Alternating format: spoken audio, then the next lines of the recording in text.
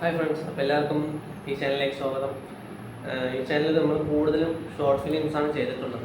അതും കുറേ 3-4 short films മാത്രമേ ചെയ്തിട്ടുള്ളൂ. പിന്നെ കുറേ ബ്രേക്ക് എടുത്തു. പിന്നെ ഇങ്ങനെ ഒരു റിവ്യൂ ആയിട്ട് ഈ ചാനലിൽ വരാൻ കാരണം എന്താ വെച്ച് കഴിഞ്ഞാൽ, ഇന്നലെ കണ്ടൊരു സിനിമയാണ് കൽക്കി 2898 AD.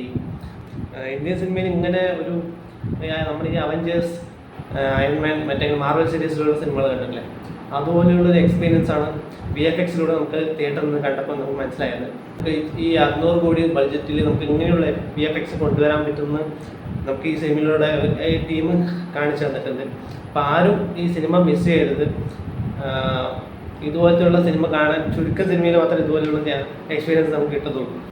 അപ്പോൾ പുരാണത്തെ ബേസ് ചെയ്തിട്ടാണ് ഈ സ്റ്റോറി തുടങ്ങുന്നത്. മഹാഭാരതത്തിൽ കൃഷ്ണൻ 9ാമത്തെ അവതാരമാണ്.